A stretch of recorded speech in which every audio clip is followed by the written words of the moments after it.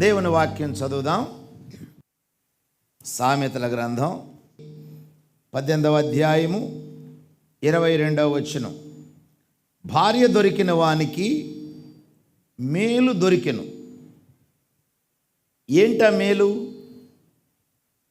అట్టివాడు యెహోవా వలన అనుగ్రహం పొందినవాడు. దేవుడు భార్యనిచ్చేటప్పుడు ధనాన్ని ఇచ్చాడని లేఖనంలో లేదు. భార్య దొరికిన వానికి మేలు దొరికెను, అట్టి వానికి ధననిధి దొరికెను అని లేదు, లేక కట్నము దొరికెను అని కూడా లేదు. ఈ రోజున ఎవరైనా ఒక అబ్బాయి పెళ్లి చేసుకోవాలంటే కట్నం ఎంత ఇస్తారు అని అడుగుతారు. అదే మంచి ప్రశ్న కాదు. అమ్మాయి ఏం చదువుకుంది అనేది మంచి ప్రశ్న. ఒకవేళ ఏం ఉద్యోగం చేస్తుంది అది కూడా మంచి ప్రశ్నే, కానీ అంత మంచి ప్రశ్న ఏం కాదు వాస్తవం అయితే. దేవుని యొక్క ఉద్దేశాన్ని బట్టి చూస్తే, ఎందుకంటే కుటుంబాన్ని పోషించవలసిన బాధ్యతను దేవుడు భర్త మీద పెట్టాడు కానీ భార్య మీద పెట్టలేదు. కాబట్టి భార్య యొక్క ఉద్యోగం పెద్ద ప్రాధాన్యమైంది కాదు. కానీ అయినా ఈ కాలంలో ఖర్చులు పెరిగిపోవటం, అన్నిటికంటే మించి లగ్జరీస్ పెరగటం వలన డబ్బు లేదు, అప్పులు చేస్తున్నారు. కాబట్టి అందరికీ కారు ఉంది, నాకు కూడా కారు కావాలి, కాబట్టి నా భార్య కూడా ఉద్యోగం చేస్తే ఎంత బాగుండు. సరే, కొంతవరకు అది మంచి ప్రశ్నే. కట్నం ఎంత తీసుకొస్తావు అనేది మంచి ప్రశ్న అయితే కాదు. అబ్బాయికి గిఫ్ట్ ఎంత ఇస్తారు, కట్నం అనే పేరు కంటే గిఫ్ట్ ఎంత ఇస్తారు అనేది కూడా మంచి ప్రశ్న కాదు. లేక అందుకే దేవుడు అంటున్నాడు, భార్య దొరికిన వానికి మేలు దొరికెను. ఏంటా మేలు? కట్నం కాదు, కారు కాదు, ఇల్లు కాదు, ఇళ్ళ స్థలం కాదు. భార్యతో పాటు దేవుడు నీకు ఇస్తున్నటువంటిది ఆయన యొక్క కటాక్షం. హల్లెలూయా! ఏమిస్తున్నాడు? కటాక్షం. కాబట్టి దేవుడు భార్యతో పాటు తన కటాక్షాన్ని నీ మీద కృమ్మరిస్తూ ఉన్నాడు. ఎందుకంటే ఆ భార్య నీ దగ్గరకు రాగానే నీకు చాలా అవసరతలు పెరుగుతాయి. పిల్లలు పుడతారు, వారి అవసరత తీరాలి, ఒక సొంత ఇల్లు కావాలి, బైక్ కావాలి, ఇంకా చాలా ఉన్నాయి. ఇవన్నీ నువ్వు తీర్చాలి అంటే నీ వల్ల అయ్యే పని కాదు. దేవుని కటాక్షం లేకపోతే, దేవుడు నిన్ను ఆశీర్వదించకపోతే. అందుకే యెహోవా ఆశీర్వాదము ఐశ్వర్యమిచ్చును, అది నరుని కష్టం వలన అధికము కాదు అని లేఖనంలో ఉన్నది. కాబట్టి మనము బాగా శ్రమ పడితే పైకి వస్తాము అనుకునేది కరెక్ట్ కాదు. రైతు విత్తనం విత్తొచ్చు, దుక్కు దున్నొచ్చు, కాపులా కాయచ్చు. అయితే దేవుడు దాన్ని అభివృద్ధి పరచకపోతే పంట చేతికి రాదు. ఒకవేళ పంట వచ్చినా అది మన కొట్లలోకి ఇంట్లోకి రావాలంటే ఇంటికి వచ్చేంత వరకు కూడా దేవుడు కాపాడాలి.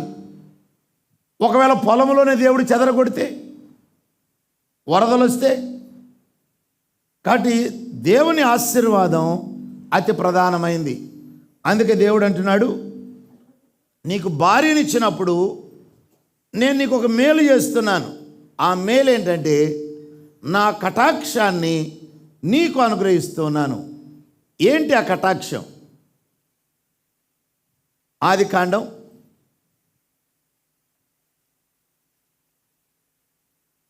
2వ అధ్యాయం 18వ వచనం. ఆదికాండం 2వ అధ్యాయము 18వ వచనం. మరియు దేవుడైన యెహోవా నరుడు ఒంటరిగా నుండుట మంచిది కాదు, వానికి సాటి అయిన సహాయమును వాని కొరకు చేయుదుననుకొనెను.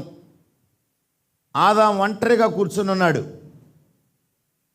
ఆదామును గురించి దేవుడు ఆలోచించడం మొదలెట్టాడు. నరుడు ఇలాగే ఉండటం మంచిది కాదు. ఆ దేవునికి ఆ ఆలోచన రావటము, ఆదాము మీద దైవ కటాక్షం రావటం.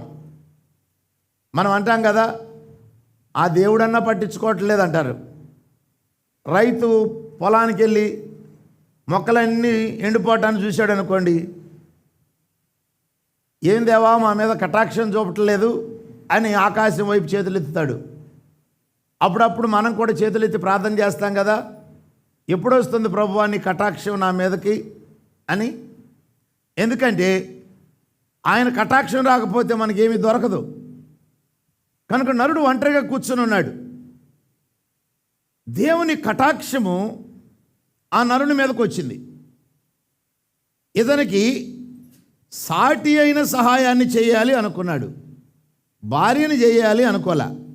అన్నాడా భార్యని? భార్య అంటే అర్థం ఏంటో చెబుతూ ఉన్నాడు. సాటి అయిన సహాయం, సహాయము కాదు, సాటి అయిన సహాయం. తర్వాత దేవుడు వెంటనే భూజంతువులను నిర్మించాడు. 19వ వచనం, దేవుడైన యెహోవా ప్రతి భూజంతువును ప్రతి ఆకాశ పక్షిని నేల నుండి నిర్మించి ఆదాము వాటికి ఏ పేరు పెట్టునో చూచుటకు అతని యొద్దకు వాటిని రప్పించెను.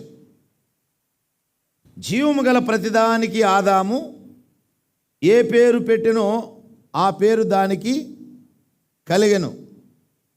అప్పుడు ఆదాము సమస్త పశువులకును ఆకాశ పక్షులకును సమస్త భూజంతువులకును పేర్లు పెట్టెను. అంటే ప్రతి జాతి పశువులకి పక్షులకి పేర్లు పెట్టాడు. అంటే అర్థం, ప్రతి జాతి తన దగ్గరకు వచ్చింది. ఏనుగులు వచ్చినాయి, పులులు వచ్చినాయి, సింహాలు వచ్చినాయి, నక్కలు వచ్చినాయి, అన్ని బర్రెలు వచ్చినాయి, ప్రతి జంతువు అక్కడికి వచ్చింది. అంటే ప్రతి జంతువుని చూచి ప్రతి జంతువుకి ఆదాము పేరు పెట్టాడు. అయినను ఆదామునకు సాటి అయిన సహాయం అతనికి లేకపోయేను. ఇదేంటి అయినను? దేవుడు చేయలేదు కదా సాటి అయిన సహాయాన్ని. చేయకోకుండా అయినను అని ఎందుకన్నాడంటే, ఈ జంతువుల్లో కానీ పక్షుల్లో కానీ ఏది కూడా నరునికి సాటి అయిన సహాయము కాదు. అయినను అని ఎందుకన్నాడంటే, వీటిల్లో ఏది కూడా సాటి అయిన సహాయం కాలేకపోయింది. దానికి కారణం, ఇవన్నీ కూడా ఆదాము వలె నేల మట్టిలో నుంచి నిర్మించబడినాయి. ఆదామును దేవుడు నేల మట్టితోనే నిర్మించాడు. జంతువుల్ని కూడా దేవుడు అలాగే చేశాడు. 19వ వచనం చూడండి, దేవుడైన యెహోవా ప్రతి భూజంతువును ప్రతి ఆకాశ పక్షిని నేల నుండి నిర్మించి, ప్రతి ఆకాశ పక్షిని మట్టిలో నుంచే తీశాడు. ఇప్పుడు అందరూ ఎవరు? మట్టిలో నుంచి వచ్చిన వారే, ఆదాముతో సహా. కాబట్టి మట్టిలో నుంచి వచ్చింది ఏది కూడా ఆదాముకి సాటి అయిన సహాయం కాలేకపోయింది. ఇవి సహాయమా కాదా అంటే సహాయమే. పక్షులు మనకు సహాయం, జంతువులు మనకు సహాయం, కానీ సాటి అయిన సహాయం కాదు. కాబట్టి సాటి అయిన సహాయం ఎక్కడి నుంచి రావాలి? నరులలో నుండే రావాలి. అందుకని దేవుడు 21వ వచనం, అప్పుడు దేవుడైన యెహోవా ఆదామునకు గాఢ నిద్ర కలుగజేసి అతడు నిద్రించినప్పుడు అతని ప్రక్కటెముకలలో ఒకదానిని తీసి ఆ చోటును మాంసంతో పూడ్చివేసెను. తరువాత అంటే పూడ్చేసి తరువాత దేవుడైన యెహోవా తాను ఆదాము నుండి తీసిన ప్రక్కటెముకను స్త్రీనిగా నిర్మించి ఆమెను ఆదాము వద్దకు తీసుకుని వచ్చెను. అప్పుడు ఆదాము ఇట్లా నేను ఎప్పుడు తన ప్రక్క నుంచి తీసినటువంటి అమ్మాయి కనబడినప్పుడు, మరి జంతువుల్లో ఏది కనబడలేదా అంటే, జంతువులు నిర్మించబడి కొన్ని ఎలుగుబంట్లు ఉన్నాయి, చక్కగా నిలబడే ఉంటాయి. అయినా అది సాటి అయిన సహాయం కాదు. అక్కడ పేర్లు పెట్టాడు. స్త్రీ దగ్గరకు వచ్చేసరికి ఇట్లా అన్నాడు, ఏమని? నా ఎముకలలో ఒక ఎముక, నా మాంసములో మాంసము, ఇది నరులలో నుండి తీయబడిన గనుక నారీ అనబడును. అంటే నారీ అనే పదము రావటానికి కారణం ఏంటంటే ఇది నరులలో నుండి వచ్చింది కాబట్టి పురుషులలో నుంచి వచ్చినటువంటి ఈ స్త్రీ నాకు భార్య అవుతుంది. కారణం నాకు సాటి అయిన సహాయము నాలో నుంచి వచ్చినటువంటి వ్యక్తి. కాబట్టి దేవుడు నరునికి ఇచ్చినటువంటి ఒక వరం ఏంటంటే సాటి అయిన సహాయాన్ని ఇవ్వటం. అది స్త్రీ యొక్క స్థానం కుటుంబంలో. పురుషుడు శిరస్సు, భార్య సాటి అయిన సహకారి. జస్ట్ సహకారి కాదు, సాటి అయిన సహకారి. ఏంటి సాటి అయిన సహకారి అంటే? పురుషునికి ఉన్న అవసరతలు తీర్చే వ్యక్తి, పురుషునికి ఉన్న కొరతలు తీర్చేటువంటి వ్యక్తి.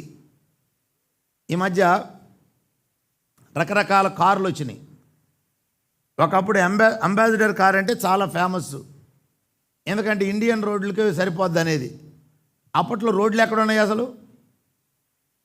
అన్ని గతుకుల రోడ్లు, మట్టి రోడ్లు. కాబట్టి ఆ కారు అయితే బ్రహ్మాండంగా ఉంటుంది అనుకునేవాళ్ళు. కొంతకాలం తర్వాత అంబాసిడర్ కారే అందరూ కొనుక్కుంటే బాగుండని కూడా కొంతమంది పిల్లలు అనుకున్నారు, ఎందుకంటే స్ట్రాంగ్గా ఉంటుంది. కానీ ఇప్పుడున్న కారులో ఉన్న ఫ్యూచర్స్ అయితే ఉండవు. ఈ మధ్య ఒక కారు వచ్చిందంట, XUV 700 అని.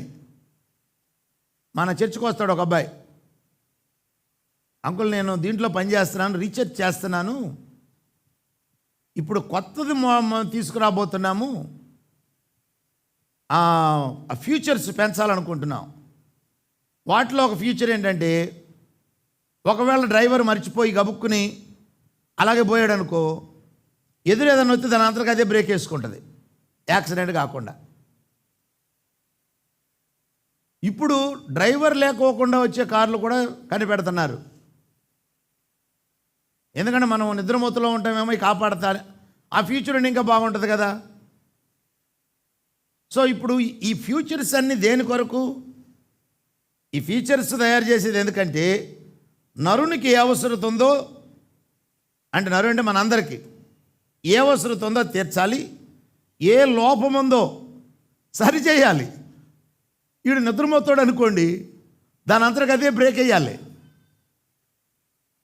ఒకవేళ ఈ మధ్య సెల్ ఫోన్లు ఎక్కువైపోయినాయి కదా, పొరపాటుని సెల్ ఫోన్ చూసుకుంటా అనుకో, అది రోడ్డుకి పక్కకు పోయిందంటే ఏం చేస్తుంది? బీప్ సౌండ్ ఇస్తూ ఉంటుంది, నువ్వు పక్కకు పోతున్నావు లేగరా నిద్రమోతాడని. కాబట్టి ఇప్పుడు భార్యను కూడా ఎందుకు పెట్టాడు? సోమరులను లేపటానికి, లేదా నీ భర్తకి ఏదైనా లోపం ఉంటే సహకరించడానికి. సాటి అయిన సహాయం అంటే మనిషి తన అవసరతను తీర్చగలిగేటువంటి ఏకైక వ్యక్తిగా ఉండాలి. కనుక దేవుడు ఇక్కడ ఈ వాక్యం ద్వారా స్త్రీతోనూ పురుషునితో ఇద్దరితో మాట్లాడుతున్నాడు. పురుషుడు గుర్తుంచుకోవాల్సింది ఏంటంటే నా సాటి అయిన సహాయం ఈమె కదా. అలాగే స్త్రీ గుర్తుంచుకోవాల్సిందేంటి? నేను సాటి అయిన సహాయాన్ని కానీ నేను ముందుండి ఇంజిన్ నడిపించేవాడిని దాన్ని కాదు. అది నా భర్త బాధ్యత, అది నా బాధ్యత కాదు. అయితే నా భర్త నాకు అప్పగిస్తే ఆ పని నేను చేసుకుంటూ పోతా. కానీ ఇప్పుడు కుటుంబ సమస్యలకి మొదటి కారణం ఏంటంటే బాధ్యతలు, వారి ధర్మాలు తారుమారైనవి. పురుషుడినేమో పురుషులారా స్త్రీని ప్రేమించండి, నీ భార్యను ప్రేమించండి అని చెప్పాడు. స్త్రీకి ఏం చెప్పాడు? స్త్రీలారా మీ స్వపురుషులకు లోబడి ఉండండి, అది ధర్మం, అది దేవుడు పెట్టిన పద్ధతి. అందుకే దేవుడు పురుషుణ్ణి ముందు సృష్టించాడు, నిర్మించాడు. తర్వాత స్త్రీని నిర్మించాడు. అంతేకాదు, స్త్రీని పురుషునిలో నుంచి తీశాడు. రెండు, ముందు పురుషుణ్ణి నిర్మించాడు, ముందు అది టైం. తర్వాత స్త్రీని నిర్మించాడు. అంతేకాదు, ఈ స్త్రీని పురుషునిలో నుండి తీశాడు. కాబట్టి పురుషునికి మూలమైనది, స్త్రీకి మూలమైనది, ఆధారమైన వ్యక్తి ఎవరంటే భర్త. కాబట్టి పురుషుణ్ణి స్త్రీ కొరకు దేవుడు చేయలా, స్త్రీనే పురుషుని కొరకు చేశాడు. వాక్యం చదువుదాం. కొరింథీయులకు రాసిన మొదటి పత్రిక 11వ అధ్యాయము 9వ వచనం.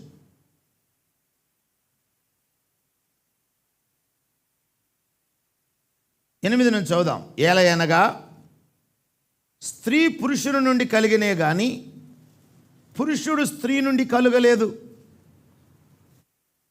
దైవ గ్రంథంలో ఉన్న ఒక అద్భుత విషయం ఏంటంటే, దేవుడు ప్రారంభంలో దేన్ని ఎలా చేస్తాడో అది ఒక సూత్రంగా తయారవుతుంది.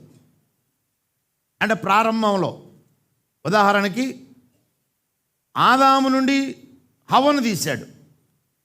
ఒకవేళ హవ్వ నుండి ఆదామును తీసినట్టయితే అది ఒక ప్రిన్సిపల్ అయ్యేది. ఇప్పుడు హవ్వే యజమానురాలు అయ్యేది ఇంట్లో. భర్త ఏమయ్యేవాడు? సహకారి అయ్యేవాడు. కానీ దేవుడు అలా చేయలే.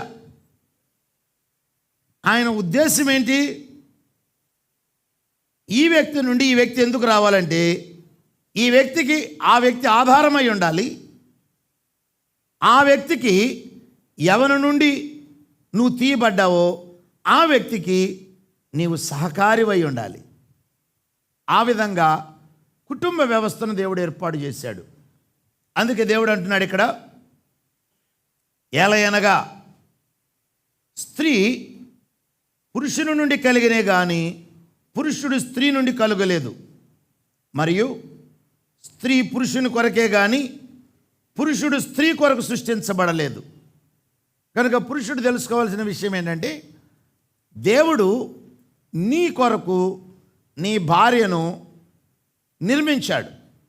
ఎక్కడ నిర్మించాడు? ఆమె తల్లి గర్భంలో నిర్మించాడు. నీ కొరకు నిర్మించాడు. కాబట్టి నీ కొరకు నిర్మించిన నీ భార్యను నువ్వు ప్రేమించాలి. దేవుడు నీ కొరకే నిర్మించాడు. ఎలా నిర్మించాడు? నీ అవసరతలను ఎరిగి, నీ భావోద్రేకాలను ఎరిగి, నీ పరిస్థితిని ఎరిగి, ఏ అమ్మాయి అయితే, ఎలాంటి అమ్మాయి అయితే బాగుంటుందో ఎరిగి దేవుడు సృజించాడు. కొంతమంది అనుకోవచ్చు, ఆ అమ్మాయి అయితే చాలా బాగుంటుంది అనుకుంటారు కొంతమంది. ఏ అమ్మాయి? చాలా దీనంగా, చాలా మంచిగా కనపడతా ఉంటుంది. వాస్తవమే, మంచి అమ్మాయే. కానీ నీకు సూటబుల్ అమ్మాయి అయితే కాదు. ఎందుకని? నీ భావోద్రేకం వేరు, నీ పరిస్థితి వేరు, నీ పర్సనాలిటీ వేరు, నీ టాలెంట్స్ వేరు, దేవుడు నిన్ను వాడుకునే విధానం వేరు.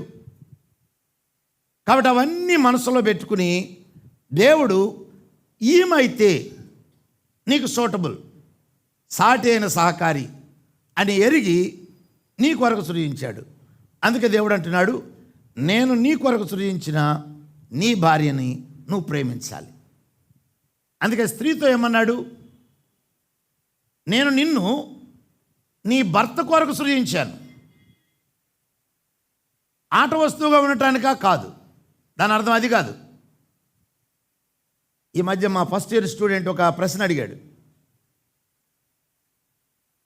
సార్, బైబుల్ రాసినటువంటి యూదులు పురుషవాదులు అంట కదా, అందుకని స్త్రీల గురించి ఎక్కువగా రాయలేదు, మీరేమంటారు సార్ అని అడిగాడు. రాసిన వాళ్ళు యూదులే కానీ రాయించిన వాడెవరు? దేవుడు. మరి దేవుడు పురుషువాదా? అలా ఏం లేదు, ఆయన అందరి వాది. పురుషుడు భార్యను ప్రేమించకపోతే ఊరుకుంటాడా? వేశ్యాసంగులకును వ్యభిచారులకును దేవుడు తీర్పు తీర్చును అని ఉంది. ఎవరి గురించి చెబుతున్నాడు ఆ మాట? పురుషుని గురించి. ఎందుకు? పురుషులారా, నీ భార్యను నువ్వు ప్రేమించాలి. ప్రేమించవలసినటువంటి నువ్వు ప్రేమించకపోతే దేవుడు ఊరుకోడు. నేను అధికారిని కదా, సంపాదించేవాడిని నేనే కదా అని నువ్వు ఒకవేళ ఎర్రవీగి నువ్వు ఇష్టానుసారంగా కానీ ఉంటే, నీ పైన అధికారి ఉన్నాడు, నీకు భార్యనిచ్చినటువంటి దేవుడు ఉన్నాడు, ఆయనైతే ఊరుకోడు. ఆయన ఊరుకోడు. ఎందుకని? నీ ధర్మాన్ని నువ్వు నిర్వర్తించడం లేదు. ప్రేమించవలసినటువంటి నువ్వే భక్షిస్తున్నావు అనుకో, నీచంగా చూస్తున్నావు, దేవుడు ఊరుకోడు. అసలు దేవుడు నీ భార్యను ఆ విధంగా ఎందుకు నిర్మించాడు? నీ కొరకే. అలాగే స్త్రీ కూడా తెలుసుకోవాల్సింది ఏంటంటే, దేవుడు నన్ను నా కుటుంబం కొరకు నిర్మించాడు. నా కుటుంబంలో నా భర్త యజమానుడు, నేను ఈ కుటుంబ క్షేమం కొరకు జీవించవలసినటువంటి దాన్ని. అందుకే దేవుడు స్త్రీని గురించి మాట్లాడేటప్పుడు చాలా అద్భుతమైనటువంటి మాటలు, కుటుంబ సంబంధమైన మాటలే ఎక్కువగా మాట్లాడాడు. వాక్యం చదువుదాం ఇప్పుడు. సామెతల గ్రంథం 12వ అధ్యాయం.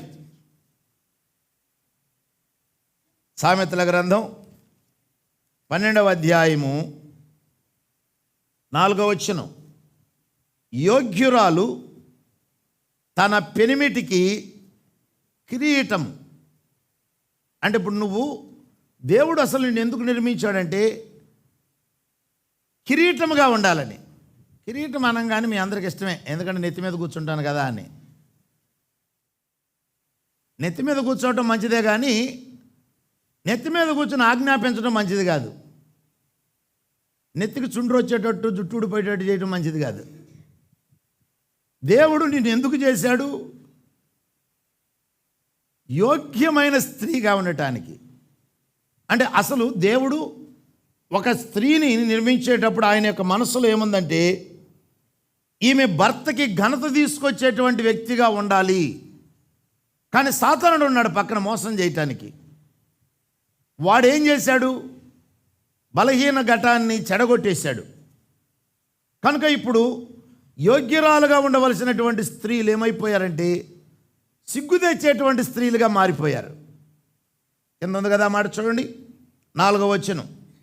సిగ్గు తెచ్చున్నది వాని ఎముకలకు కుళ్ళు. స్త్రీ యోగ్యురాలుగా ఉండాలి. సిగ్గు తెచ్చున్నదిగా ఉంటే లోపల కుమిలిపోతూ ఉంటాడు ఆ పురుషుడు. నీ భర్త కుమిలిపోతున్నాడంటే నీ కుటుంబం నాశనం అయిపోద్ది. కారణం, నీ భర్త శిరస్సు, అతని ఆలోచనే నీ కుటుంబం యొక్క అభివృద్ధి. అతడు హీనమైన ఆలోచన చేస్తూ ఉన్నాడు అనుకోండి, ఎప్పుడు అనుమానంతో, బాధతో, దుఃఖంతో ఉన్నాడు అనుకోండి, ఏం ఆలోచిస్తాడు? ఏం వ్యాపారం చేస్తాడు? ఏ విధంగా ఉద్యోగం చేయగలడు? ఏ విధంగా సంపాదించగలడు? ఎప్పుడు నీ గురించి ఆలోచన చేయటం తప్ప ఏం ఆలోచిస్తున్నాడు? నా భార్యని ప్రేమించాలి, నా భార్యకి అది కాదు, నా బతికెట్టయిపోయింది ఏంటని ఆలోచిస్తున్నాడు. అందుకే దేవుడు అంటున్నాడు, యోగ్యురాలుగా, అంటే స్త్రీ యోగ్యురాలుగా ఉండాలి. అది దేవుని యొక్క ఉద్దేశం. కాబట్టి నువ్వు యోగ్యురాలవైతే దేవుడు పురుషునికి ఒక వరంగా అనుగ్రహించాడు ఆమెని. మరొక వచనం చూడండి, 19వ అధ్యాయము 14వ వచనం. గృహమును విత్తమును పితరులిచ్చిన స్వాస్థ్యము, సుబుద్ధి గల భార్య యెహోవా యొక్క దానము. దేవుడు భార్యను సుబుద్ధి కలిగినదిగా ఉండటానికి సృజించాడు. నువ్వు సుబుద్ధి కలిగినటువంటి దానం అనేది దేనికి సంబంధించిందంటే భర్తకు సంబంధించింది. అది అంటే నీ కుటుంబ జీవితానికి సంబంధించింది. నువ్వు మంచి బుద్ధి కలిగిన దానం. ఇక్కడ దేవుడు శరీర సంబంధమైనటువంటి వాటి గురించి మాట్లాడట్లా. ఎంత అందగత్తే అది మాట్లాడటలా. అందము కావాలి. ఇప్పుడు ఏది అందము? ఇప్పుడు నువ్వు నీ భర్తకు నచ్చావు, అదే అందం. నాకు నచ్చింది, ఈమె లాంటి అందగత్తే ఎవరో లేరంటాడు. వేరే వాళ్ళకి నువ్వు నచ్చకపోవచ్చు. కాబట్టి వాస్తవంగా శారీరకంగా దేవుడు పురుషుని నచ్చడం కొరకు, అలాగే పురుషుడు నువ్వు నచ్చి చేసుకున్నావు. అది పెళ్లి చేసుకునే ముందు ప్రతి స్త్రీ తెలుసుకోవాల్సింది ఏంటంటే, ఈ వ్యక్తిని నేను ఇష్టపడుతున్నాను, జీవితాంతము ఆయనతో ఉండటానికి నేను పెళ్లి చేసుకుంటున్నాను. దేవుడు నన్ను పెట్టిన స్థానంలో ఉండి నా కుటుంబాన్ని కట్టుకోవటానికి నేను ఇతనికి భార్యనవుతాను. ఆ తాత్పర్యంతో చేసుకోవాలి. ఏమోలో చూద్దాం, బాగుంటే ఉందాం, లేకపోతే పోదాం, నో, కాదు. అది దైవ పద్ధతి కాదు. అందుకని నువ్వు చేసుకునేటప్పుడే ఒక డిటర్మినేషన్, చచ్చే వరకు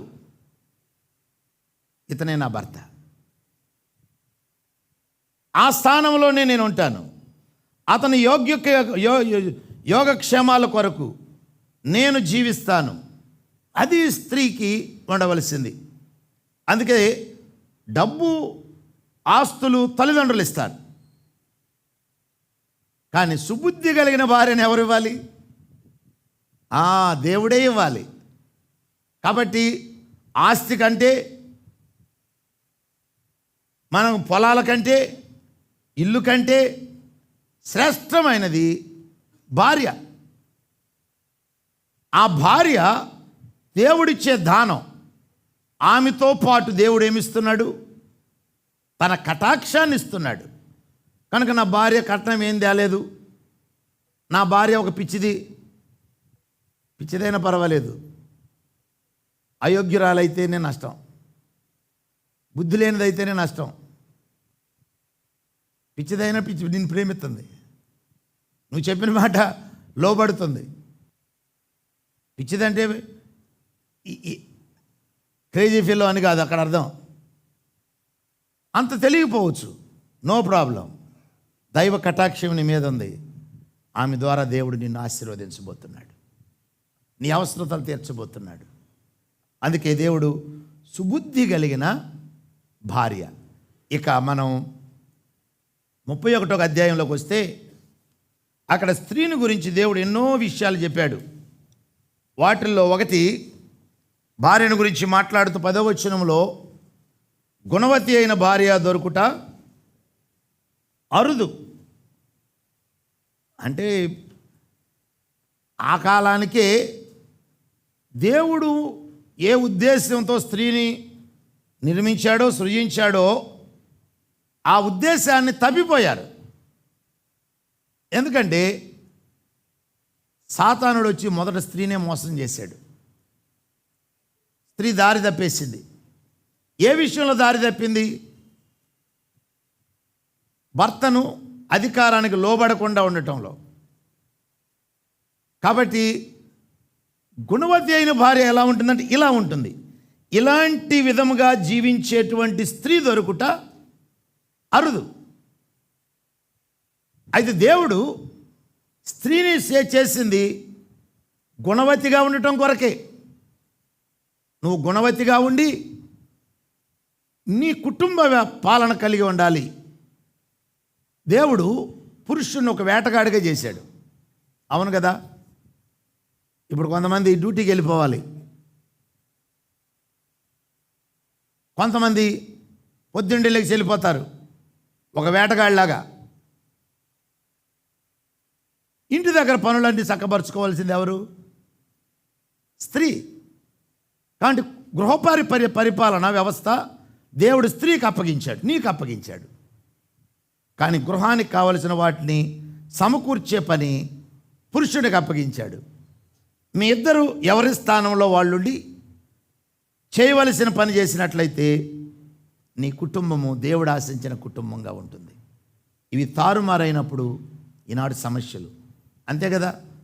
ఒకప్పుడు ఈ కాలంలో ఉన్నటువంటి విచ్చలవిడితనం, పాపం ఒకప్పుడు లేదు. దానికి కారణం స్త్రీ గృహ పరిపాలన కంటే లోకం మీద ఎక్కువ మక్కువ చూపించడం, సాతానుడి యొక్క మోసం.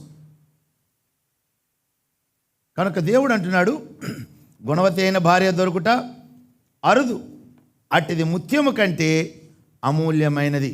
11వ వచనం, ఆమె పెనిమిటి ఆమె యందు నమ్మిక ఉంచును, అతని లాభప్రాప్తికి వెలితి కలుగదు. ఆమె తాను బ్రతుకు దినములన్నీ అతనికి మేలు చేయను గాని కీడేమీ చేయదు. 15వ వచనం, ఆమె చీకటితోనే లేచి తన ఇంటి వారికి భోజనము సిద్ధపరచును. స్త్రీని గురించి దేవుడు ఇక్కడ చాలా విషయాలు చెప్పాడు.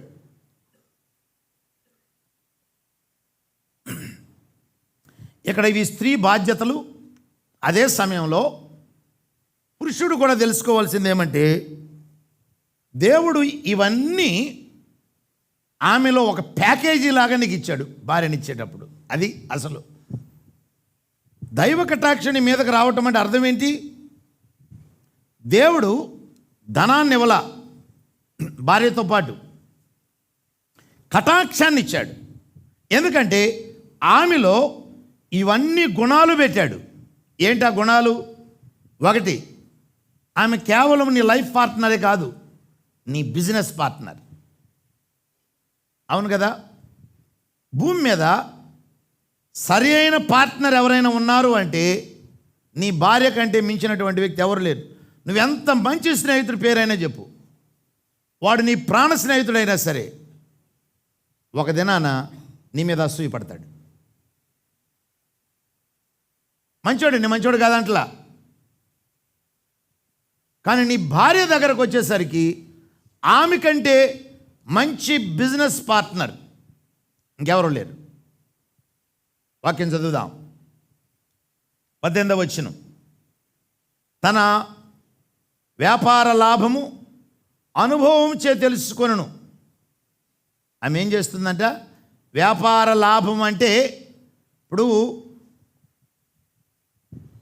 నువ్వు చేసేటువంటి పనిలో ఆమె నీకు సహకారిగా ఉండి నువ్వెంత అభివృద్ధి చెందితే అంత ఆనందపడుతుంది. ఒకవేళ నష్టం కలిగిందంటే నువ్వెంత కుంగిపోతావు, ఆమె కూడా అంత కుంగిపోద్ది. అయ్యో, అంటే భార్యకు కూడా ఏముండాలి? నీ భర్త సంపాదన విషయంలో శ్రద్ధ కలిగి ఆయనకి చేదోడు వాదోడుగా ఉండి సహకారిగా ఉండాలి, కానీ నష్టం తెచ్చే వ్యక్తిగా ఉండకూడదు. ఒకసారి వివాహం అయిపోయిన తర్వాత నువ్వు నీ భర్త, నీ కుటుంబం, తల్లిదండ్రులకు గౌరవించు. ఇక్కడ దోషి అక్కడ పెట్టకూడదు, అది తప్పు. నీ కుటుంబం, ఎందుకంటే దేవుడు నిన్ను నీ భర్తకు సాటి అయిన సహకారిగా ఉండటానికి చేశాడు.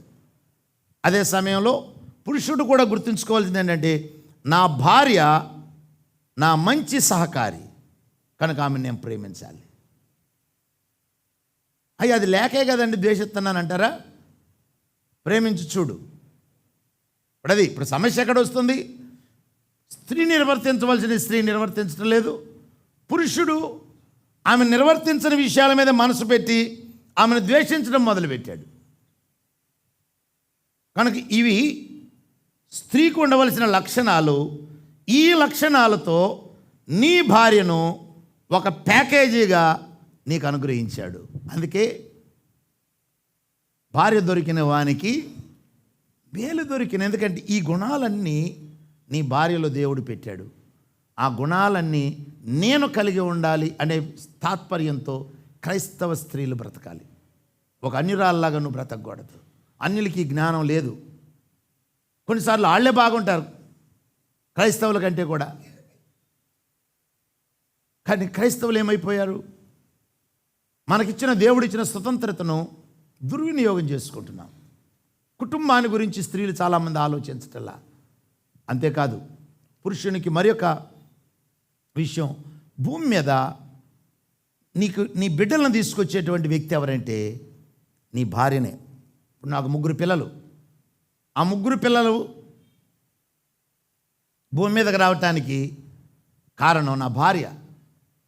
నేను ఫలించటానికి కారణం నా భార్య. లేకపోతే నేను ఒంటరిగానే ఉండిపోయేవాడిని. నాకు పిల్లలు ఎవరుంటారు? నేను చచ్చిపోయానంటే నాతో అయిపోయింది. ఇక నా అనేది ఎవరు లేరు భూమి మీద. కాబట్టి నా ప్రతిరూపాన్ని నేను ఫలించటానికి మూల కారణం నా భార్య కనుక ఆమె నేను ప్రేమించాల్సిందే. అంతేకాదు,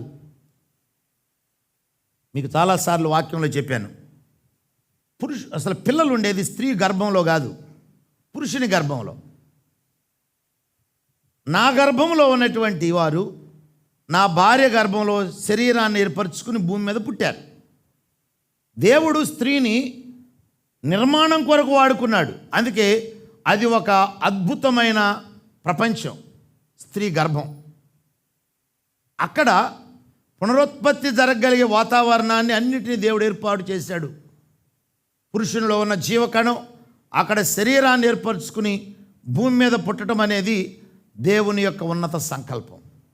అలాగూ దేవుణ్ణి ఒక అద్భుతమైన పునఃసృష్టిని చేయగలిగేటువంటి ఒక అద్భుత ప్రపంచాన్ని స్త్రీ గర్భంలో దేవుడు ఏర్పాటు చేశాడు. అది దేవుని యొక్క కృప. కనుక ఆమె లేకపోతే నేను ఫలించను. అంతేకాదు, బిడ్డలకి మంచి టీచర్ నీ భార్య. అంతే కదా. అందుకే మనం నేర్చుకున్న భాషకి ఏం పేరు పెట్టాం? ఏం భాష మంది? ఆత్మభాష, మాతృభాష. ఓకే, ఏం భాష ఇది? అది తెలుగు, ఇంగ్లీషు, నువ్వే భాష వాడు అయితే ఆ భాష అయినా ఏ భాష అయినా అదేం భాష? మాతృభాష. అందుకని అమ్మ నేర్పిన మాటలు మనలో నుంచి పోవు. నువ్వెంత గొప్పవాడవుతున్నా నువ్వు ఫైన్ ట్యూన్ చేసుకుంటే తప్ప. అప్పుడప్పుడు నేను ప్రసంగం చేసి ఆఫ్రికా అనేవాడిని. బ్లెస్సీ అనేది ఏం డాడీ ఆఫ్రికా అనక ఆఫ్రికా అంటామన్నది. ఏం చేస్తా, అమ్మ అట్ట నేర్పించింది నాకు. అమ్మ ఏ టీచర్. కాబట్టి దేవుడు నీకు టీచర్ని కూడా ఇచ్చాడు. ఎవరికి టీచర్? ఆమె నీకు కాదు. నిన్ను దేవుడు పిల్లలకు టీచర్గా చేశాడు, నీ భర్తకు కాదు టీచర్గా చేసింది.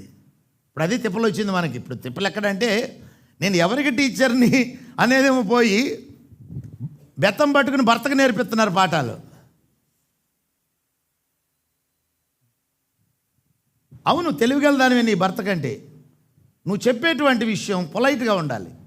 నువ్వు ఎవరికి చెబుతున్నావు? పిల్లోడికి చెబుతున్నావా? రై అదేంట్రా అనేది పిల్లోడు తనాలి. రై ఏంటది అని నువ్వు భర్తనంటే నువ్వు ఎవరికి టీచర్వి? కాబట్టి దేవుడు స్త్రీలో టీచర్ని కూడా పెట్టాడు. అంతేకాదు, ఒకవేళ భర్త చచ్చిపోయాడు అనుకోండి, బిడ్డలు రోడ్డు మీద పడిపోతాడు తల్లి లేకపోతే కదా. అవును, కరోనాలో ఎంతమందో చనిపోయారు. కొంతమంది పాస్టర్లు చనిపోయారు. పాస్టర్మ గారు ఎన్ని ఇబ్బందులు గురయ్యారో నాకు తెలుసు. అయితే తన భర్త పరిచర్యను నిలబెడుతూ వచ్చారు కొంతమంది. అన్నిటికంటే మించి బిడ్డల్ని కాపాడుతూ వచ్చారు. దేవుడు ఆ తల్లిని ఇవ్వకపోతే బిడ్డలు ఏమైపోయేవారు? ఎవరు చూస్తారు కదా. అవ్వ ఎంతకాలం చూస్తుంది? నాయనమ్మ ఎంతకాలం చూస్తుంది? మీ బాబాయ్ ఎంతకాలం చూస్తాడు? మీ బాబాయ్ చూస్తానన్నా మీ పిన్ని ఒప్పుకోదు కదా. వాళ్ళకేమో 3 ముక్కలు వేస్తుంది, నీకేమో తోక ముక్క వేస్తుంది. ఎందుకు? నువ్వు ఎప్పటికైనా తోకూడవే. అదే అమ్మ అయితే అమ్మ తోక ముక్క తిని మధ్యలో ఉన్నటువంటి మంచి చేప ముక్క నీకు ఎత్తది, ఎందుకంటే బిడ్డకై ఇష్టమని. కాబట్టి నీ భార్య నీ బిడ్డలకు నువ్వు ఉన్నప్పుడు తల్లే, లేనప్పుడు తల్లే. అలాంటి ప్యాకేజీతో ఒక స్త్రీని దేవుడు పురుషుని కొరకు నిర్మించాడు. అందుకే దైవగ్రంథం ఏం చెబుతుందంటే, భార్య దొరికిన వానికి మేలు దొరికింది. ఏంటా మేలు అంటే, దైవ కటాక్షము నీ మీదకు వచ్చింది. నీ కుటుంబాన్ని నిర్మించేటువంటిది, నీ కుటుంబాన్ని కాపాడేది, నిన్ను కాపాడేది, నిన్ను ఫలింపజేసేది, నీ బిడ్డలకి సదుపాయం కల్పించేది, నీ వ్యాపారానికి లాభప్రాప్తికి వెలితి లేకుండా చేసేది, నిన్ను చివరికి గనునుగా నిలిపేది ఎవరంటే స్త్రీ. అందుకొరకు దేవుడు నిన్ను చేశాడు. అది స్త్రీకి తెలియాలి. ఇందుకొరకు నేనున్నాను, బయట వాళ్ళ కొరకు కాదు నువ్వు ఉన్నది, నీ కుటుంబం కొరకు నువ్వు ఉన్నావు. అయితే పురుషుడి వ్యవహారం వేరు. అతను ఒక వేటగాడు, బయటకు పోవాలి, లేకపోతే నీకు సంపాదన ఎక్కడి నుంచి వస్తుంది? నీ భర్త బయటికి ఎందుకు వెళ్తున్నాడు? ఈ కుటుంబాన్ని పోషించడానికి. నీ భర్త సంపాదిస్తేనే కదా ఇంట్లో డబ్బు వచ్చేది. కనుక నువ్వు ఒక గుణవతి అయిన సుబుద్ధి కలిగిన భార్యగా ఉండి, దేవుడు నిన్ను ఎందుకొరకైతే నిర్మించాడో, సృజించి నీ భర్తకు అప్పగించాడో ఆ బాధ్యత నువ్వు నిర్వర్తించాలి. ఏంటి ఆ బాధ్యత అంటే, చివరికి ఒక్క మాట చదివి మనము ముగిద్దాం.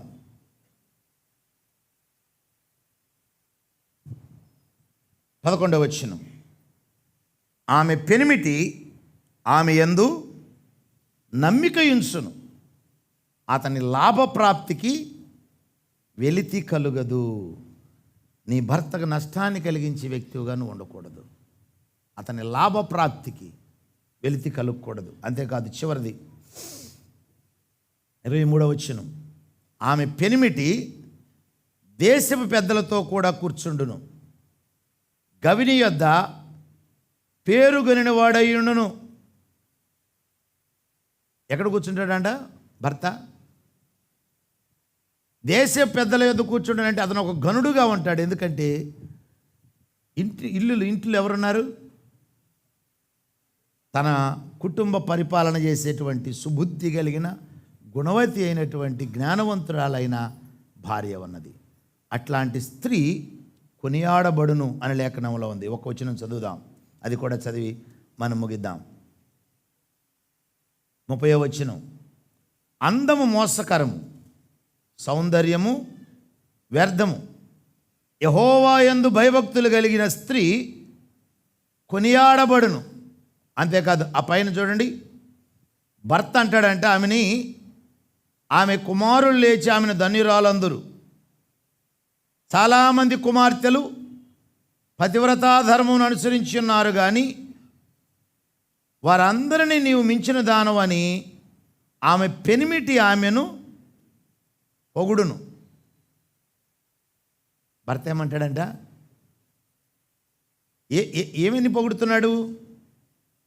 పతివ్రతా ధర్మమును అనుసరించిన వారు చాలామంది కుమార్తెలు ఉన్నారు, కానీ నువ్వు ఆమె కంటే మించిన దానం. ఎందుకంటే నువ్వు గుణవతి అయిన స్త్రీగా ఈ లక్షణాలన్నీ కలిగి నా కుటుంబం యొక్క లాభప్రాప్తికి నువ్వు వెలితి కలుగు లేకుండా చేసి నా పేరు, నా ఘనతను తీసుకొచ్చావు.